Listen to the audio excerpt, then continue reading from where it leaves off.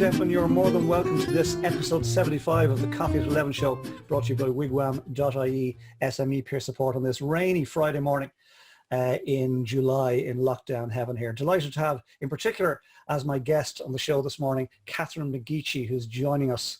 Catherine, you're more than welcome. Please say hello, Catherine, and show us a coffee mug. Yes, I am drinking water.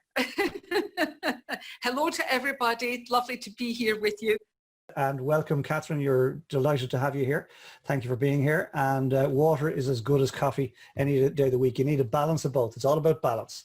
Okay, let me just tell you a little bit about Catherine before we bring the lady in herself, if I may. She says that she's a Scot from the clan who helped Bonnie Prince Charlie escape to France. So I'm sensing a huge amount of pride in that. We have another gentleman zoomed in this morning. Donnoch is in from Troon. You're very welcome, Donnoch.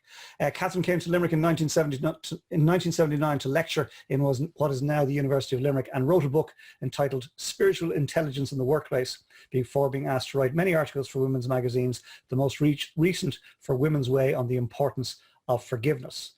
Really interesting stuff. She goes on to say that back in 2008, she realized that the strain of the recession was causing huge problems within relationships. People didn't realize that life was calling them to no longer look outside themselves for strength, but to turn inwards and discover the inner resources we all have, but which have lain dormant for lifetimes. Very interesting use of word there, Catherine.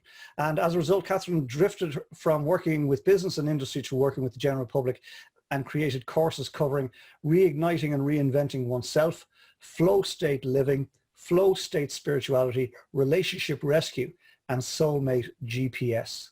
Fascinating stuff, Catherine.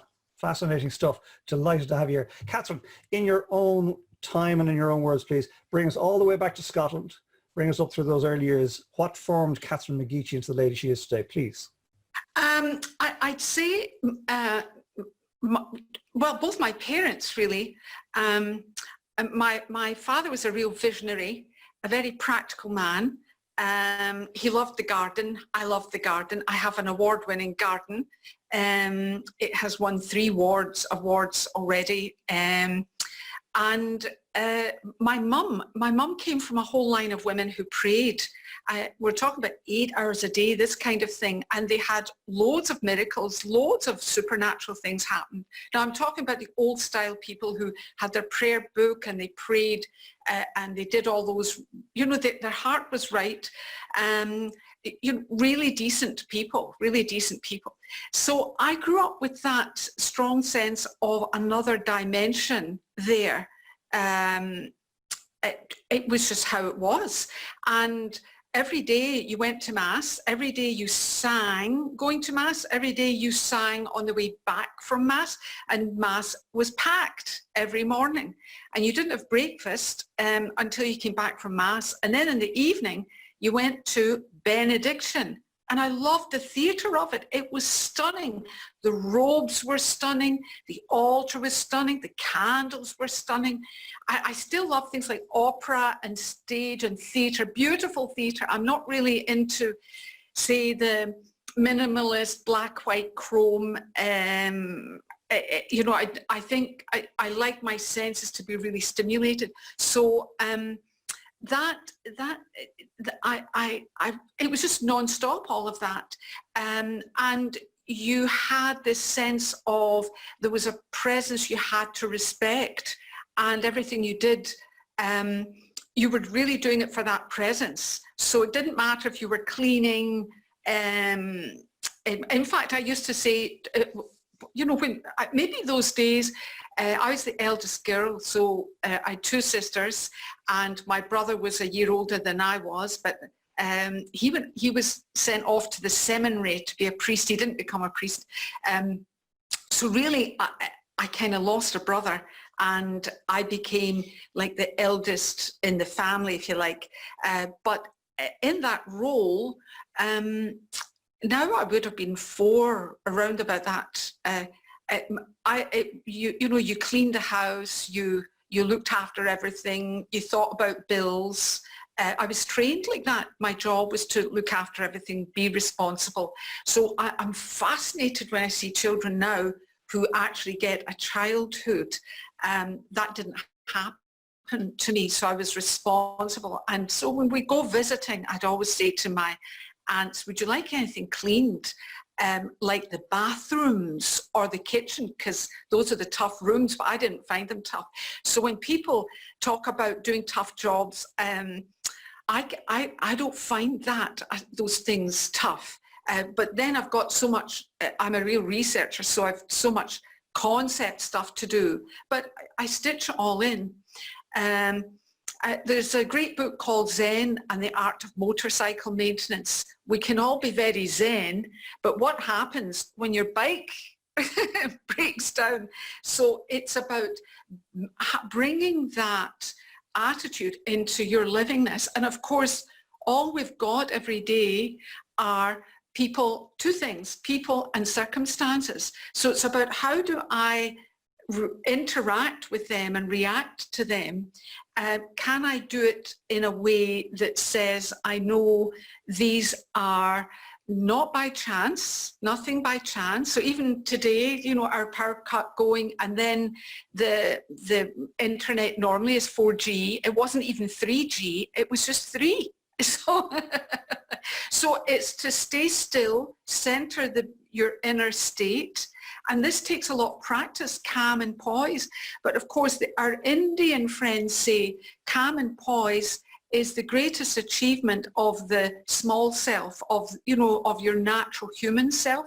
It's because you're in that place of really recognizing this presence is in charge. So I would think life is like a stage. All these things happen on this stage. How am I reacting to them, the circumstances, the people? And I've had extraordinary things happen to me. Hold that thought for a moment. I've had extraordinary things happening. Just hold that thought for a moment. So fabulously rich introduction. Thank you indeed, Catherine, because I always say to our guests that we can Google you now. We can Google who you are, your profession, your business, or whatever. What we can't Google easily is the backstory, Yes. backstory. And you painted just a beautiful picture, you know, beautiful and scary all at one, dare I say. I'll use that phrase. That's, you know, my take on what I've just heard. Loved the phrase you used, the theatre of benediction. The theatre of benediction. Incredible phrase that. Eldest girl became the eldest child when your brother went off to the seminary and all the responsibilities that came with that. I think you said you were 4 and you started learning about budgets. Like, that's quite incredible. And there was a sort of I will use the word of sadness, that you know, you go visit your aunts and you're asking, would you like me to clean the bathroom while I'm here? Very sort of strange. Definitely not a regular upbringing, dare I say it. How do you know that? But I think you're getting the point. Zen and the Art of Motorcycle Maintenance. Love that. That's a great title. Must check that book out. And then you said there's a presence that's always there. And outside of the presence, there's there's circumstance and people. Circumstance and people, and they're the two variables, dare I say it. So this is really interesting, okay? So before we get into that, because that I think is leaning towards your work in latter years, bring us through that transition to Ireland. Why University of Limerick, etc., please? Well, I finished a degree in French and Russian. Then I did a master's in Russian and drama, and then I thought, goodness, you know, I've been doing all this academic work for all this time, and I just felt, you know, in the arts, people can be very way out. And we had a professor who was so way out. He was going out. He was maybe a man in his late 60s. And he was going out with one of the girls who was 18. And she brought him to meet her parents. And I just thought, do you know what? I love Tolstoy. I love Dostoevsky and all of this. This man is amazing. But I think I need to just throw myself out completely into a totally different practical world. And so I went to the University of Strathclyde, which is a very practical university, and I was going to do this advanced postgraduate diploma in business. But before I did that, I just felt you know what, you're at a crossroads. So I spoke to my mum and I said, you know, have you a novena that works? And she said, oh yes. And she brought out this panoply of novenas, like a pack of cards, and she flicked through them. They all work. She said, but this one really works. And it was a 30 days novena to the Sacred Heart. This was a folded up job. This wasn't a few lines. This was 3 pages tight script. So I said, okay, that one worked, right? And I discovered many years later 2 versions of it. There's the one I read, which was the same prayer every day, or different prayers every day. Anyway, the way I was taught, you weren't heard unless you were down on your knees and you repeated it 3 times. So of course I've developed way beyond that now, but I was down on my knees and this was now day 3. I'm doing this. And of course, my father had taught me since age 4, your job is to make plenty of money and look after people. So it wasn't make plenty of money and fund yourself. So I was taught to be of service. I was here to be of service. We've now got that phrase, service to others instead of service to self. But that wasn't fashionable in those days. Most people were service to self, but I was not taught that. And so here I prayed that I'd get a great job, make plenty of money. Here I was. I'd been trained for this. But on the 3rd day, it was like an inner voice saying, that's a daft prayer. And I thought, oh, why don't you pray you'll get closer to God and by default you'll get the job? And I thought, of course, how stupid of me. So I changed the prayer. That was my request. I did it for 30 days. On my knees, repeating it 3 times so that I would be heard. Because in those days, God wasn't love. God was a nasty character, a nasty judgmental character. Jesus was a frozen fellow on the cross that somebody needed to give clothes to. And the Holy Spirit was a mystery. And of course, the church still talks about that. The Holy Spirit's a mystery. So he's a non-runner. So, I think this is probably why in the Catholic tradition, people go to Our Lady. She's the only decent one among them, the loving one, you see. But anyway, I was going to, this was the novena to the Sacred Heart. So within 10 days, my mother and I are up within 10 days of completing it, we're up in this stunning little treasure island off the west coast of Shetland. We had taken a train to Aberdeen. We'd overnighted on a boat. We got to Shetland. We had to take another bus ride across the island and met fascinating people. Then this tiny little boat ride into this treasure magical island where my youngest sister was managing a farm. And we stayed with her, but I didn't realize she had all her friends praying for me. Now, these were all people who had been connected to Findhorn. And if you know anything about Findhorn, now they'd be into a different dimension of spirituality. And to me, spirituality is like the Spanish steps in Rome. There's all these levels. But they had experiences of the person of Jesus. The person of Jesus. Well, to me now, that was all a remote thing. And she told me this, and I said, I'm happy for you that you've got this experience. That's great.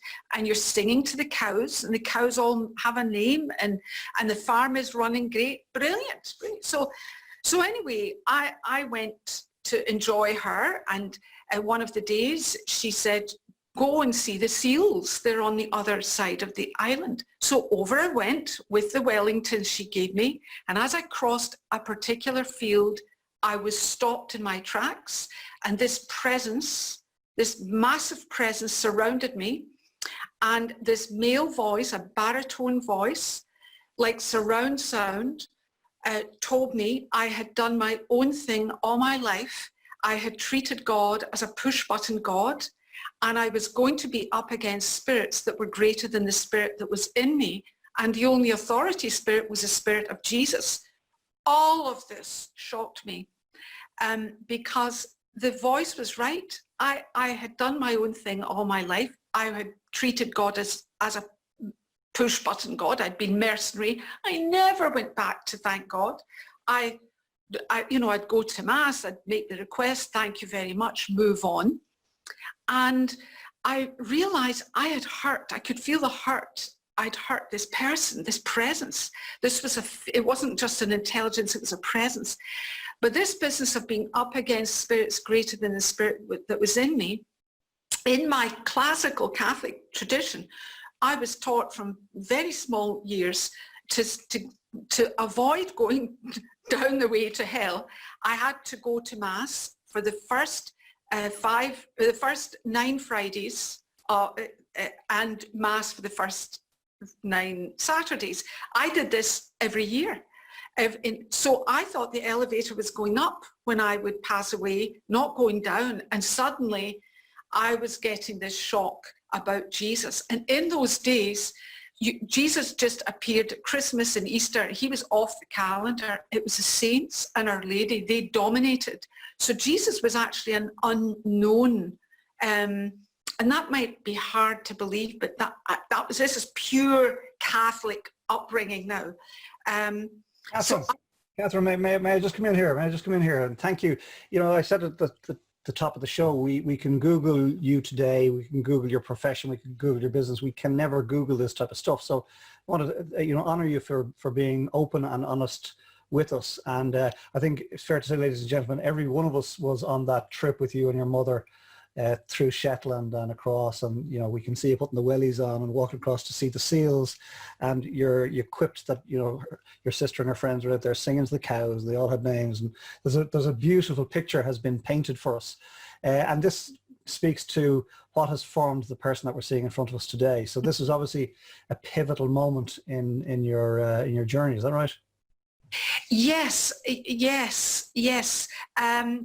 Because really, I was meeting that dimension. Now, many, many years later, I was getting to know more and more about that dimension, but and being pulled out of religion into the beingness of it, because religion teaches you. All of the religions, I gather, teach us to follow the rituals, but the rituals.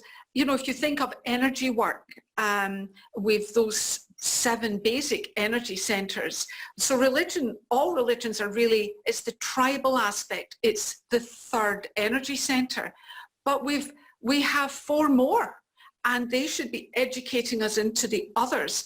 But of course, religions have stopped in many cases at their own level and become an end in themselves. But here I was, and I think this, the Jewish people have this phrase, it's from the book of Samuel, God looks to the heart. And my heart was genuine. It was genuine. And I think that's what love connects to. And it took me years to discover that God was love. And if I just skip a minute, I had tons of bioenergy from this amazing bioenergy girl. I used to spend about 2 weeks in the Shelburne every month doing work for Guinness, and she'd come up to room 375 and we'd do all this energy work. And one day she said to me, this is after many, many treatments, she said, "You are so loved." And I said to her, "Love? What has love to do with it?" And it was like I hit her on the chin and between the eyes, and she went back as if, "Oh my goodness, I've been working on you all this time and you don't know about love." But I didn't, because religion is about obedience to rules. And I was to discover that actually this whole thing of sacred heart, it is about the heart energy center opening and us living the message, not talking it, if you like. So going from the head to the heart. It's beautifully described. Thank you for that. And we've had all sorts of interactions over the last 74 shows in the Coffee at 11 show, where people have, spoken about their relationship with a higher power, and oftentimes it's spoken about more in terms of spirituality, to a belief in a presence and intelligence or whatever it is, as opposed to religion. I think religion has oftentimes gotten in the way. You described it.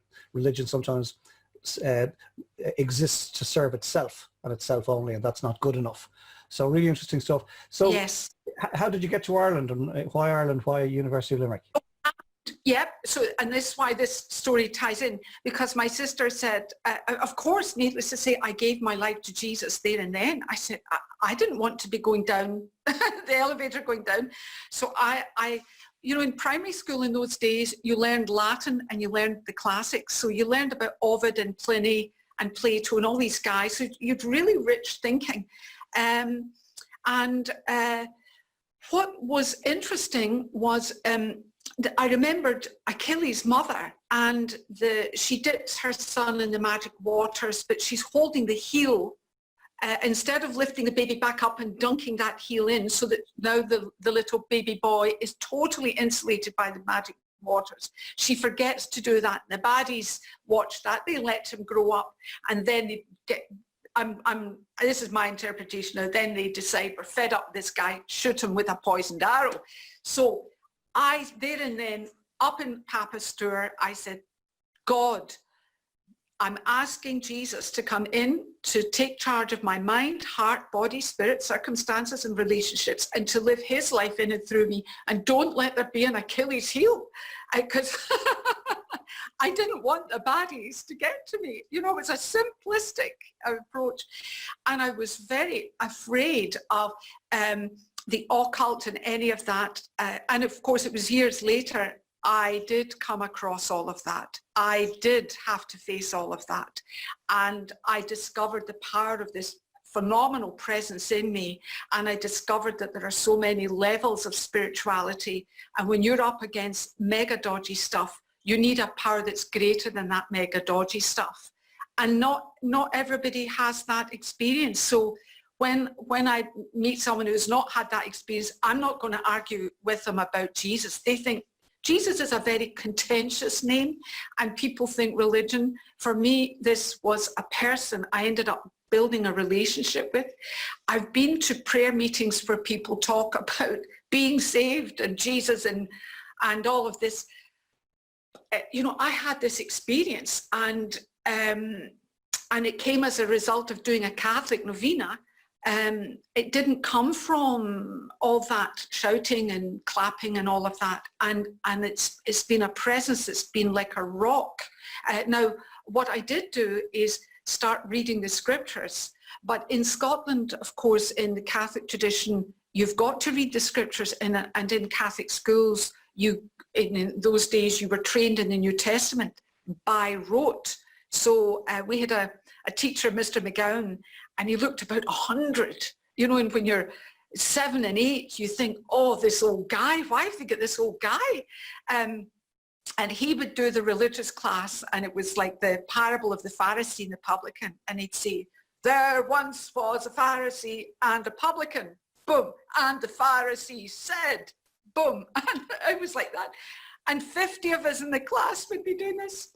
So I grew up with that. But I never really integrated the scriptures until my experience up in Papa's tour.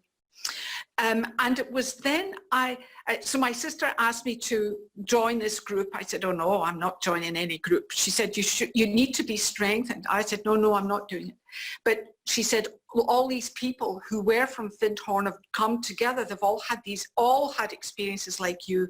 Why don't you join them? They're all meeting in Glasgow, 200 of them. So I did. I thought, stretch yourself out, get over yourself, deal with this.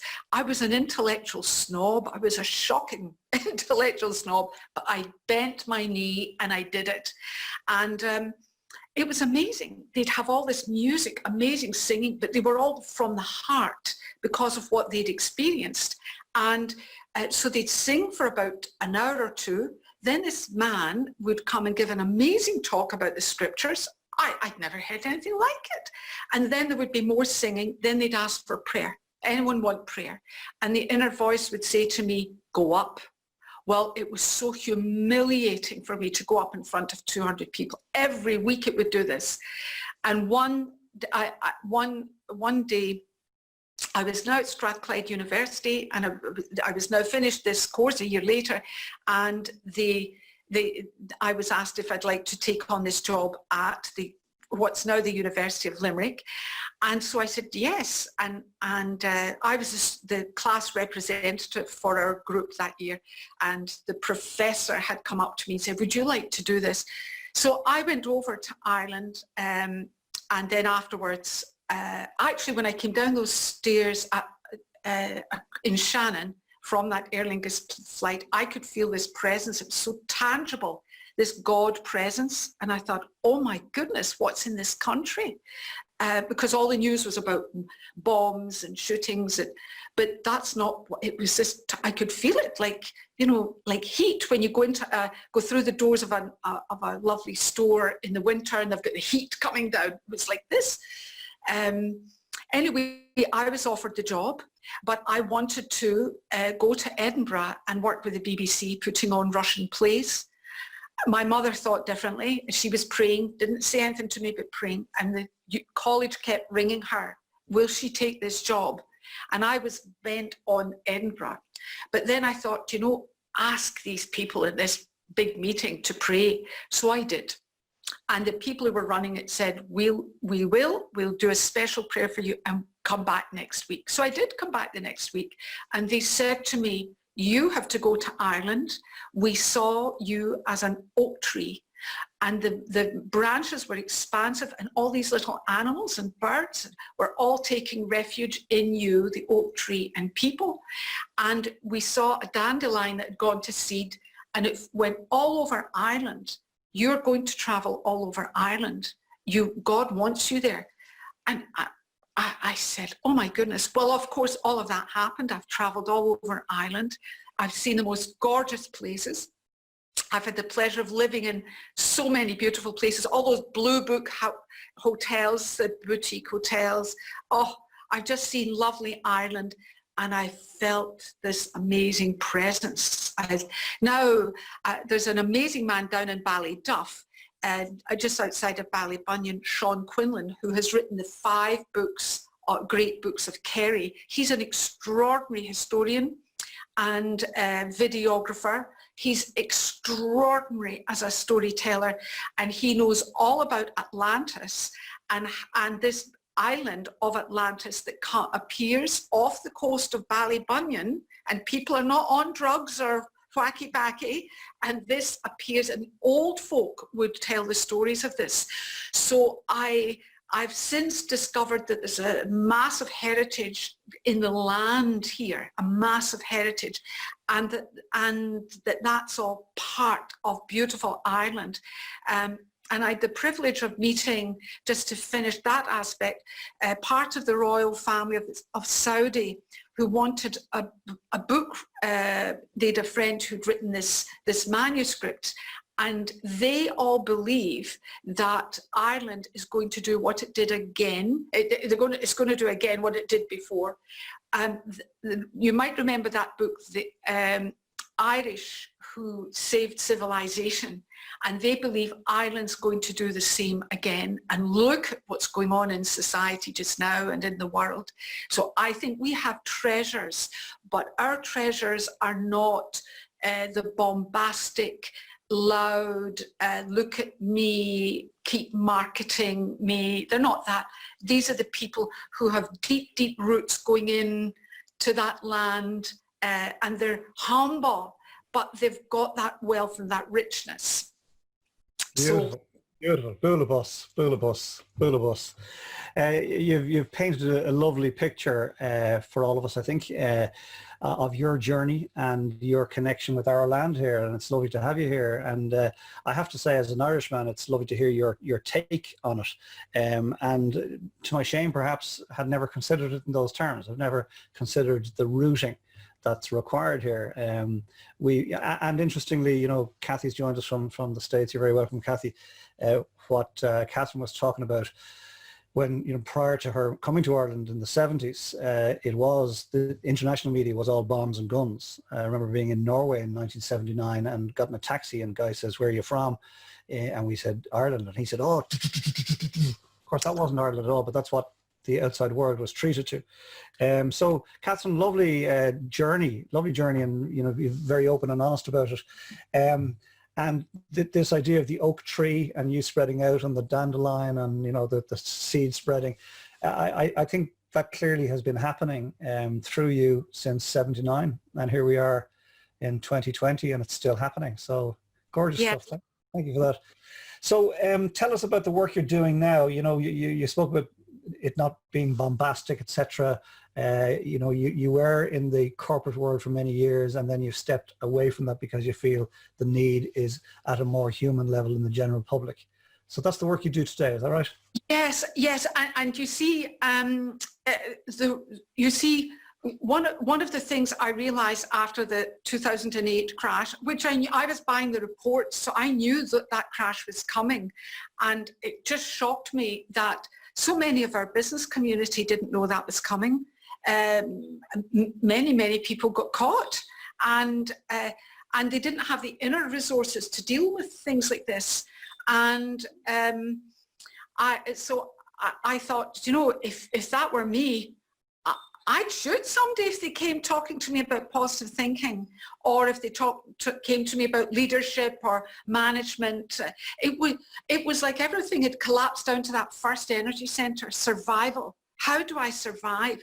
And I think it's so important for us to be able to read where people are at.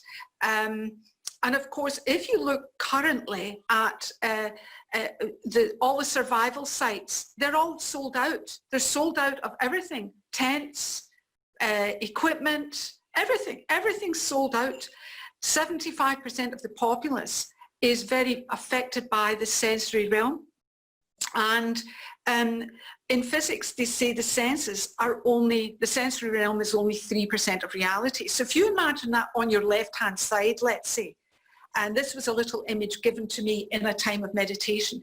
So the sensory realm, which is only 3%, this 3D realm is on your left-hand side, and the dominant emotions are doubt, worry, anxiety, fear, catastrophic thinking, negativity, and ego. So that's on the left-hand side. And aren't we seeing all of that playing out in our world? But 97% of reality is this 0-point energy field. What the physicist says, this 0-point energy field. And some of them say this is what the Christian community call the Holy Spirit. And when I heard that first, I thought, oh, that's amazing. Now you can get this breakdown if you go way back to Channel 4 Royal Institute Christmas Lectures 2003, where you'll hear Dr. Monica Grady address about 200 young children aged 7 to 12. Back then on what I'm saying just now, but she's not talking about left-hand side, right-hand side. So if you can imagine on your right-hand side is this presence of love. It's love. So this 0-point energy field is benevolent. And imagine it's got 3 sockets in it. And every human being has 3 plugs. Every individual can plug into this. One plug is picturing, one plug is feeling, one plug is speaking. So because the presence, the 97% is benevolent, it's love, unconditional love. The first plug it has to go in is our emotional, our feeling plug. We need to know I am loved, not loving others. That comes afterwards. I am loved. And so when you take time to marinate in that truth, what happens is you hit the stillness, and that's when you are now online to heaven. You're online. Boom. And of course, the Jewish people have this, it's Psalm 132, King David, I have stilled and quieted my soul. Like the soul in their view is your mind and your heart. So I've shut down this. Our Buddhist friends tell us to do this. Our Hindu friends tell us to do this. Calm yourself, bring yourself into this meditative state. So I was given this left-hand side, right-hand side thing, and the big thing was plug in, focus on love, keep focusing on the love. And then what happens is a miracle. Your mind gets healed of the negatives, and instead of running all these negatives and future-oriented pictures or past-oriented pictures, because of this love, you're now anchored in what Eckhart Tolle would call the now, and you begin picturing, why wouldn't love do this? Why wouldn't love do this for me? And of course, if you look back at the teachings or the experience of Jesus, this is exactly what people realized. The centurion, who was a pagan, he realized that, but many of the Jewish people didn't. They were still in the rules and regulations, so they got nothing from him. They were offline. He went online and got the answer straight away. And then once you get that healed, another miracle happens. Your speaking plug goes into the speaking socket. Suddenly your words are in harmony with love, and you're speaking those.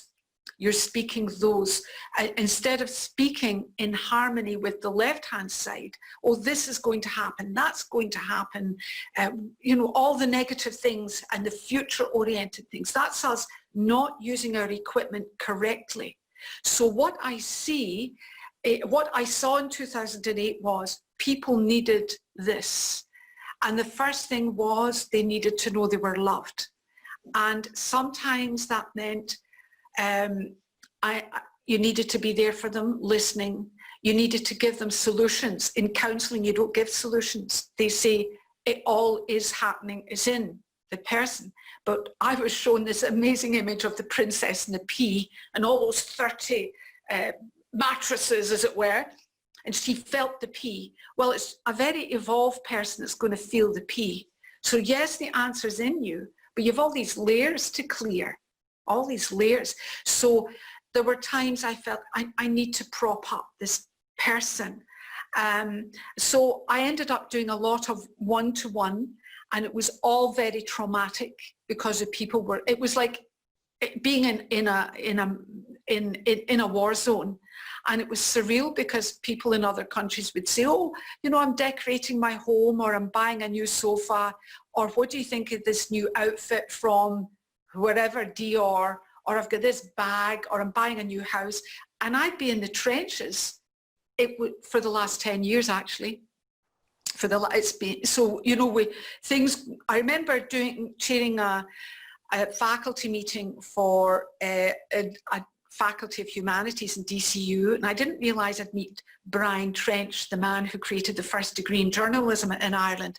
And he told me then, that was about 2009, only 4% of the news gets through. So he said it's not news. And he said people will only believe something if it's in the news. If it's not in the news, they'll tell you it's not true. So I know that all those business people, they're still going, that trauma's still there. It went off the news, but it's still been very much there. And I felt, to be authentic to me, I really needed to address this and try and do the public courses to help people. But of course now with COVID-19, so my website is down at the minute because of that. It all needs to be changed to an online. Sure. Experience. Listen, great stuff. Thank you. That, for me, that was very informative. I love this 3%, 97% piece. I love the way you've described it, left and right, and that we're all caught up in the 3% piece. I get that, and I accept it fully. I loved your 3 plugs, 3 sockets analogy, and we touched on 2 of them. You didn't get to the picture one, so we need to know that we're loved, marinade in that truth. I love that phrase, marinade in that truth. And that in turn then and in time will allow the speaking plug to be connected. And it heals the picturing plug first. So instead of your mind running all these negative, nightmarish movies about what's going to happen to our world and all of this, it gets healed and you start picturing the positive. But this is where I found understanding both quantum physics, because I got into quantum physics about 25 years ago. I was guided into it again from a time of meditation. I used to meditate about 6 hours a day, and I'd get all these writings, and I've actually put them in the form of a book and plan to get that out. And it was just called Moving from a Fear-Based Life to a Love-Based Life. But when I put that out there, with the book, I was asked by Veritas to write a book on spirituality, the workplace. And I said, well, do you know, I have this, but they didn't understand it. It was such a foreign concept, moving out of fear into love. It was so foreign. And I gave that manuscript to so many people, writers and speakers at big events.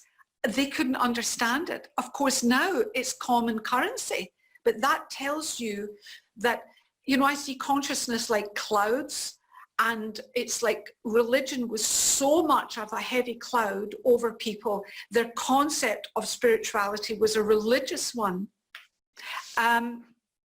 So our concept of spirituality was a religious one. That one is showing all the amazing things that are happening in organizations. But I suppose what I was coming to answer your question directly was I needed to give people tools that actually connected them to this presence that had helped me be above the water. Now, one of the tools is singing.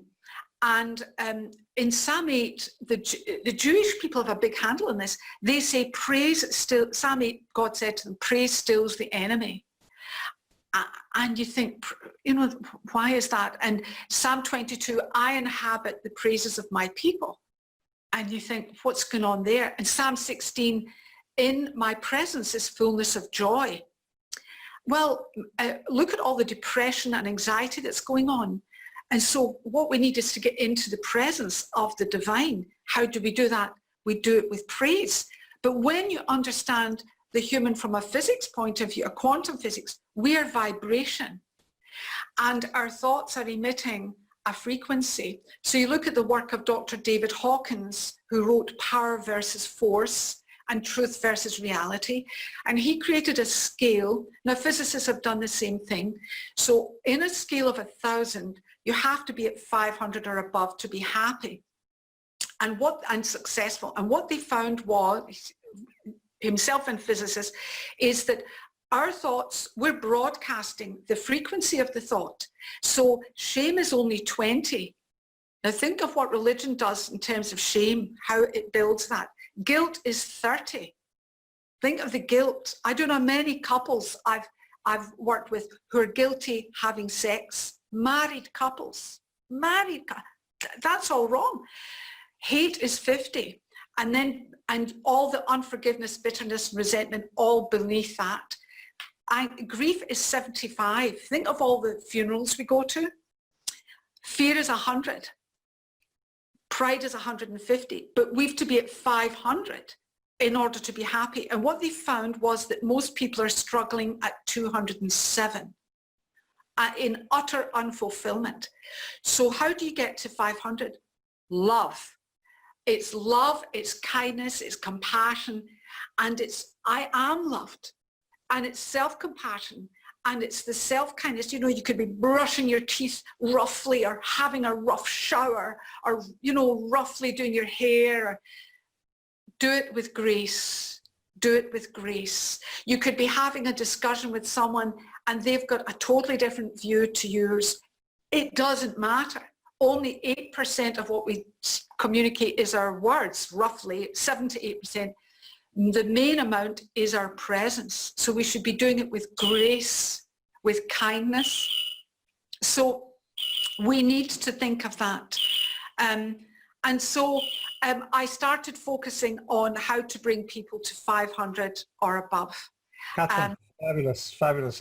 It's actually like attending a lecture in, seriously, in a very positive way, right, in UL. I mean, this is deeply rich stuff, deeply interesting and challenging all at the same time. And it's not something that, you know, we can sort of cover in 40 minutes. So, but I'll tell you what we've done. You've scratched an itch here for me, for sure, and perhaps for some other people in the cafe, and definitely for some people that will listen to the replay. So thank you for that. Thank you for that. Can I give a bit of total light stuff that connects with this? My grandfather, on my mother's side, he was a pharmacist and an optician, and he ran the opera up in Warren Point. His place was, it's a little tobacconist now on the square. And he wrote music as well. He was a composer. And he'd 7 children, so he'd 7-part music. And when they moved from there over to Glasgow, on Fridays, that was the day they cleaned the house. And each person had to sing their part. And my granny would say, who's not cleaning?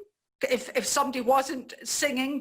So my mother, there were just 4 of us, she got 4 of the parts, and she trained us to do the same. And when my brother would come home, he'd be doing his part.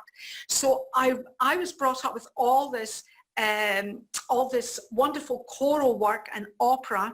And when I discovered Weird Vibration and the whole thing of praise, I realized, you know, singing is so important.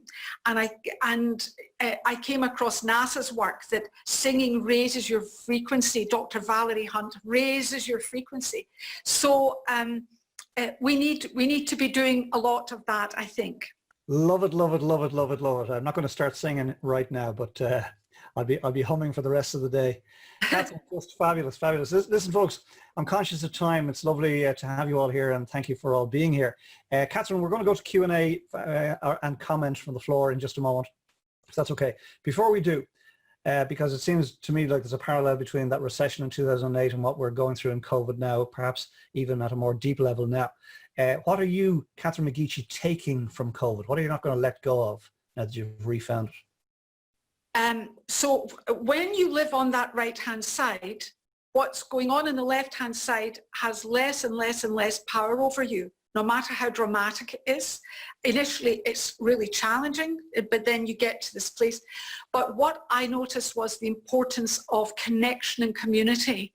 So I was doing 4 o'clock tea. I have a big garden, socially distanced tea for my neighbours, whoever wanted to come, because some of the men were and ladies were they were getting depressed, and they just needed to talk. They just needed a place. And so I did the tea with my gloves and everything hygienic, etc. And I have a big table, so we were able to socially distance. But that sense of being there for people, listening, listening to their stories, the sense of community has upped. The importance of creating that sense has upped for me, for sure. The peace, of course, absolutely. I loved it. I loved it. Fabulous, fabulous indeed. Thank you indeed, lovely Catherine McGeachy. Thank you for being here and sharing. Folks, we go to Q&A or comment from the floor. Would anybody like to come in on the conversation? Raise your hand as usual. And Eamon Smith, we might, Eamon Smith, I was listening, watching Eamon nodding away there as you were talking about the various different philosophies out there. So Eamon, would you oblige and involve yourself in the conversation? Thanks, Eamon. I'd love to. Thanks, Colm. Thank you so much for sharing, Catherine. I could definitely sit here and listen for a few hours. I get to a question, and well, I think you probably answered the question I was going to ask you already, because I usually love to ask people what kind of things do they like to do to give themselves a sense of grounding and connection. And I think you've given us so much of that, and thank you so much. I actually did, for anyone who isn't aware of it, I put up a link to a couple of things before you actually even mentioned them. There's a couple of references there to David Hawkins.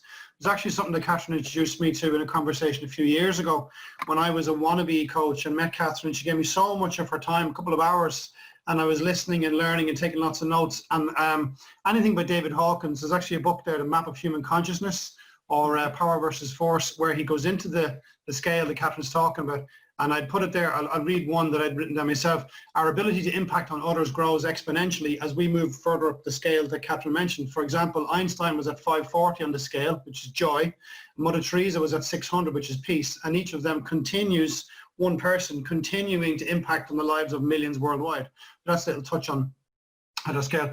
But what was I going to say to you? If I was to ask one question, I guess it probably would be, could you share one single thing, let's say your favorite thing that you use to kind of hold the center, hold the space, hold yourself in the present? What would be your favorite thing? I just think of the word love, and I just think love, love, love, love, love. Because when there's a challenge, it can be so challenging that you maybe just need one word, one thing, and that's what I do. that one word. I just keep focusing on that like a mantra. Brilliant, yeah. I'm big on mantras. Yeah, that's about as powerful a mantra as you get, isn't it? Absolutely. Yeah, thanks, Catherine. Appreciate that. Eamon, thank you, my friend, for coming in there. That was lovely, and I knew it was a relevant intervention. It was interesting to see that you had preempted part of the conversation here and put the references up there. What can I say? But it's gorgeous. Catherine, thank you for that. I love this. I love this. No idea where the Coffee at 11 show is going to go on any given day, but it's just fabulous, and it's rich and diverse. Princess Shelley, what's been going on in the cafe, please? Hey, thank you, Catherine. Such a wonderful chat and so enlightening. People are really appreciating your lovely story and all the great wisdom you've shared with us in the cafe. The first question that came in was from Tony. Tony Strand is joining us, a regular in the cafe. Thanks for being here, Tony. And he just asked, you were telling us about your garden, and he asked if it's open to the public, Catherine. Well, Tony, if people want to come, if you give me a buzz, I'll make sure you get a nice cup of tea and some cake or apple pie. How about that in the garden? You'd be so welcome. I can see a big round of applause coming from all the way from like your Kerry, the United States of America, all over the place. So that's gone out now officially, Catherine. So I'd expect to hear from people for that one. That's very kind. Janie Lazar, who was on the show a couple of weeks ago, Janie is up in Dublin, TEDx, and Janie popped in a beautiful comment. You were talking about your desire to serve in your early years, and Janie said, service creates the richness in life we all need and makes a community so that no one is left out or left behind. Isn't that what life is, or at least should be, all about? And when you were talking about that surround sound voice, you know, that she was wondering whether is that your internal voice, and sure enough, your inner voice. And sure enough, you went on later on in the interview to refer to it as exactly that. So very intuitive there, Janie, which is so typically you, I find. She said, God looks for the heart. As someone of Jewish heritage, I understand this and feel most human beings of integrity operate from that heart. Hence now I am most certainly a humanist at heart, and perhaps we all are at some level, really. Isn't that lovely, Catherine? I love that. Yes, it is. And could I just say, you know, in the Jewish community, they say in the Talmud, the valuable part of a gift is not the gift, it's the love that transfers with the gift. So they've had that whole understanding of the energy, really. Excellent. Thank you for that, Catherine. Thank you. And thank you for your lovely comment, Janie. And Kristen in Sweden, in Malmo, she often has to pop out to the cafe a little bit earlier. So she said, thank you for sharing your wonderful story and wishing you a great weekend. So thank you very much for that. And then Amen, who we just heard from, was mentioning the spirit and connection of Buddhist teaching.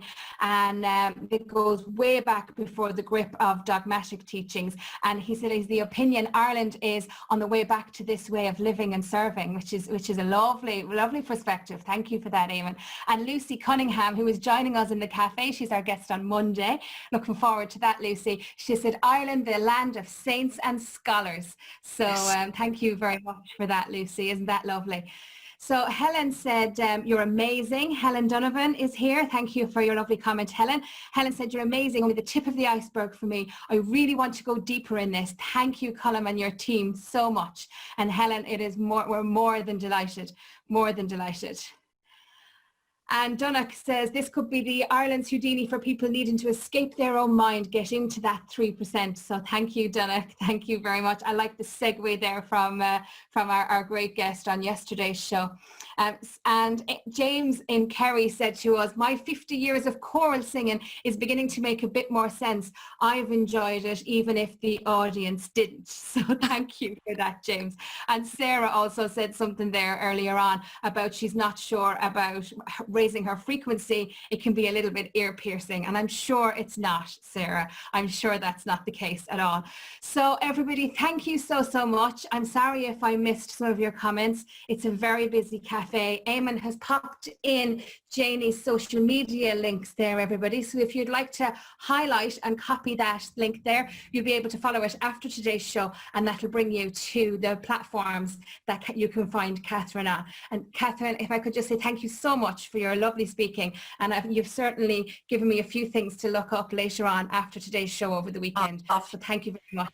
And it's back over to you, Colm. Thank you. Pleasure. That's the right word for it indeed, Catherine. It's pleasure. Yeah, pleasure. I love that part of the show. I love to see all that interaction. And as Princess Shelley's been saying for weeks now, as the show has gone on, the comments are becoming richer and more frequent, and it's just lovely. And all we can do, in fact, is just give a flavour of what's been going on. So thank you all for being here, for getting involved, and then thank you, Princess Shelley, for navigating, you know, the comments in such a beautiful way. Fabulous. Listen, it's been an absolute pleasure, Catherine. Yeah, indeed. There's Sarah Ward. The heart emoji's up already. It is, Catherine, it's been a pleasure having you come on the show. Thank you for that. And for those of you, by the way, that don't know how Catherine ended up on the show, I think this is really interesting. I'm always curious about divine intervention, and, you know, there's no such thing as accident and all the rest of it. So Catherine zoomed into a show some weeks back where Pat Falvey was on. And as the show came to a close, Pat says, see that woman there? You need to have her on the show. And quite literally I said, okay, Catherine, let's pick a number between whatever and 100. And she said 75. And that's why she's here today, because this is show 75. But, you know, there's definitely a reason why she's here today. I don't know what it is. She probably doesn't know what it is, but somebody, the universe knows what it is. And we may never know, but it's just wonderful, wonderful. Catherine, thank you very much indeed for being here. That was just gorgeous. A pleasure, a pleasure. And by the way, 75, my birthday is the 5th of the 7th. And so that's why I thought, what came into me was 75. When you asked me, I just tuned in. That's how I got that number. I love it, I love it. Well, look, you're here for a reason, there's no question, right? We just don't know what that is. Right? We won't even pretend to guess at what it might be, but it's important. So well done, and thank you. Thank you. Thank you. I want to thank Princess Shelley as ever for producing today's show. Princess Shelley, heart emoji, heart on the collars. There you go. Look at that. Yeah.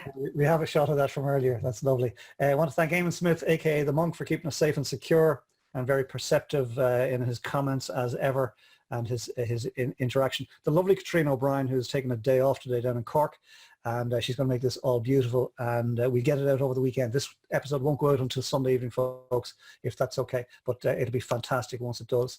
And I want to thank wigwam.ie SME peer support for their ongoing support. And with that, I'm going to bring the show to a close by saying, Catherine McGeachy, namaste. Colm, would you like to tell everybody about our guest that's coming in on Monday? And thank you for reminding me, Princess Shelley. I love that. Live entertainment at its best. Absolutely spot on. Thank you for that. Yes, indeed. So the lovely Lucy Cunningham is here in the cafe today. Lucy, you're more than welcome. Thank you for being here. Thank you for reminding me, Princess Shelley. So yeah, what's happening on Monday, because it's the weekend, I'm switching off already, you see. Because what's happening on Monday, Lucy Cunningham is going to come in and have a conversation, and I'm really looking forward to this. This is really unique stuff as far as I'm concerned, right? She's CEO and founder of a business called The Home Care. The Home Care. Give me 2 seconds. Let me bring the lady in herself. Hi. Good everyone. to see you. Sorry to put you on the spot. That's okay. So the name of the home share. So and the is an acronym for together helping each other. Fantastic. Thank you for that. Thank you for that. My apologies. I've just been a little thrown here today. But listen, thank you for that, Lucy. Looking forward to that immensely. And I'll tell you what, how Lucy explained the home share to me. Just thought it was lovely. It's like Match.com mixed with Airbnb. And it's where intergenerational living happens. Somebody might be out there feeling lonely, living in their house, doing whatever, perhaps of an older generation. There's somebody young who's looking to rent a space but can't afford it in a city like Dublin, for example, and they create a match, and basically somebody goes to live with somebody else, rents a space and provides company all in one. Beautiful concept, and really looking forward to hearing that. And beyond that, ladies and gentlemen, there's a backstory that you will not want to miss. Can't even go there today. So please come in on Monday. Princess Shelley, thank you for reminding me about that. Love it. Anyway, bring the show to close, as I always do. Catherine McGeachy, namaste. And to you, namaste to you, Colm, and to the whole team.